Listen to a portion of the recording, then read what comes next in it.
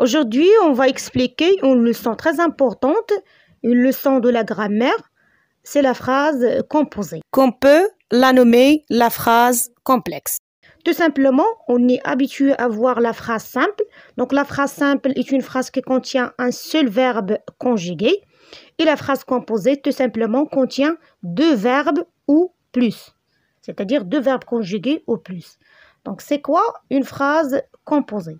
Donc, premièrement, la phrase composée est constituée de deux propositions minimum. Alors, c'est quoi deux propositions? Tout simplement, c'est-à-dire deux phrases. Dans chaque proposition contient un verbe conjugué. D'accord? Donc, deux phrases. Chaque phrase contient un verbe conjugué. Et les propositions, c'est-à-dire les phrases, peuvent s'enchaîner de trois manières. Alors, les phrases peuvent s'enchaîner de trois manières. Soit la juxtaposition, ou la coordination, ou la subordination. Et ici, dans cette vidéo, on va expliquer les trois cas d'une manière un peu plus détaillée. Donc, dans la subordination, on peut retrouver la conjonctive complétive, la conjonctive circonstancielle et la relative. D'accord? Donc, premièrement, on va parler de la juxtaposition, c'est-à-dire la phrase complexe juxtaposée. Donc, c'est quoi la juxtaposition? On dit que les propositions sont juxtaposées lorsqu'elles se suivent, elles sont séparées par une virgule, ou un point-virgule, ou deux points. D'accord? Donc, on peut retrouver deux phrases, les deux phrases reliées par quoi? S'enchaîner par quoi? Ou séparées par quoi? Virgule, comme j'ai déjà dit, point-virgule ou deux points. Par exemple, il se retourna, donc virgule. Alors, on a le verbe retourner aussi conjugué au passé simple, virgule, lança un dernier regard sur son village natal, virgule aussi. Voilà une phrase reliée avec la première phrase. Ses larmes coulèrent. D'accord? Donc, les trois phrases contiennent un verbe conjugué. Donc, chaque phrase reliée par l'autre par la virgule. D'accord? Donc, c'est une phrase juxtaposée. Donc, on va passer à la coordination. Donc, la coordination, les propositions coordonnées, c'est-à-dire les phrases coordonnées, sont reliées entre elles par une conjonction de coordination.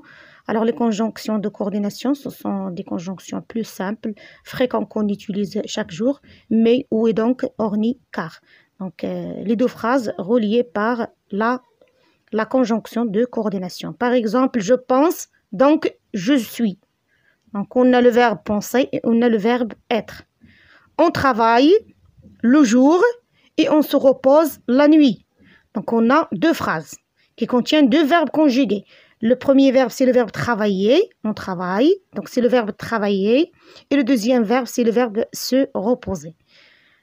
Ça semble, troisième phrase, ça semble délicieux, mais je n'ai plus faim. Donc, on a aussi le verbe sembler et on a le verbe avoir. Donc, quand vous regardez ici, la phrase composée, essentiellement, avoir deux verbes conjugués. C'est ça qu'il faut savoir, premièrement. Deuxièmement, il faut distinguer. Est-ce qu'on a la juxtaposition? Est-ce qu'on a la coordination? On passe à la subordination.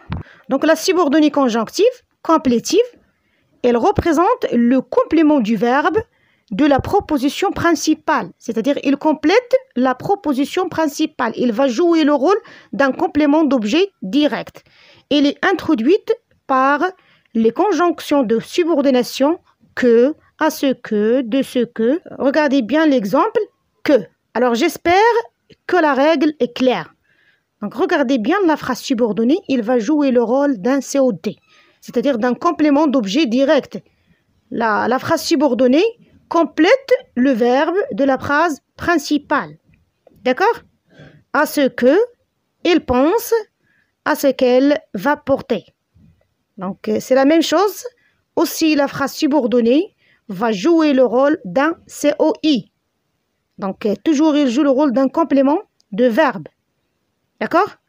Donc, de ce que, ici, elle est satisfaite de ce qu'il a vu. Donc, ici, ce n'est pas le cas. Donc ici, la subordonnée relatif complète l'adjectif satisfait. Donc toujours, il va compléter soit l'adjectif, soit le verbe, et peut-être il va compléter même le nom. Donc faites attention ici. Aussi, on a la subordonnée conjonctive circonstancielle. Elle apporte une précision sur les circonstances. Elle est introduite par une conjonction de subordination, toujours. Donc, on trouve la conjonction de subordination. Les conjonctions de subordination peuvent exprimer soit le but, la cause, le temps, la conséquence, la condition, l'opposition ou la concession. Alors, je vous conseille d'apprendre à pratiquer les expressions qui expriment chaque subordonnée circonstancielle. Par exemple, pour exprimer la subordonnée circonstancielle de but, donc on doit utiliser pour que, afin que. Pour exprimer la conjonctive circonstancielle de cause, donc on utilise parce que, puisque, comme, car. Donc ce sont des expressions pour exprimer la cause. Le temps aussi, avant que, dès que, et la conséquence, de sorte que, de manière que, la condition si. Alors souvent on peut trouver si plus présent, ça nous donne futur, si plus imparfait. Ça nous donne le conditionnel présent, suis plus que parfait, conditionnel passé. Donc, quand vous regardez, je passe vite parce que la leçon est très longue. Donc, j'essaie de passer vite. Et pour exprimer aussi l'opposition ou la concession, donc on peut utiliser alors que, bien que. Et vers la fin, on va parler de la subordination, c'est-à-dire la subordonnée relative. Donc, il est introduite par un pronom relatif. Donc, il est nommé relatif. Pourquoi? Parce qu'il va remplacer quelque chose. Toujours, elle va remplacer quelque chose. Apporte une précision sur un nom. Donc, les pronoms relatifs, qui, que, quoi, dont, eux, lequel aussi. Les pronoms relatifs composés, lequel, auquel, duquel, ce que, ce qui.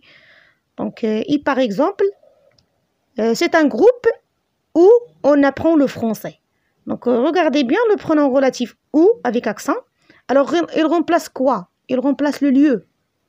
D'accord?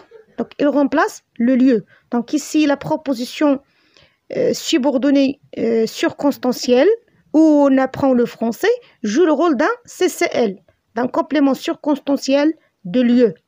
D'accord? Donc, je n'ai pas trouvé les livres dont tu m'as parlé. Donc, aussi, c'est la même chose. Donc, dont va jouer la fonction d'un COI. D'accord? Et j'ai lu le livre que tu m'as prêté. Alors, tu m'as prêté quoi? Tu m'as prêté le livre. Donc, que aussi, c'est un COD. D'accord? Donc, la subordonnée relative, toujours remplace quelque chose. C'est-à-dire, elle est introduite par un pronom relatif. J'espère que cette leçon sera très intéressante et très utile pour vous. Et n'oubliez pas de vous abonner à ma chaîne. À bientôt.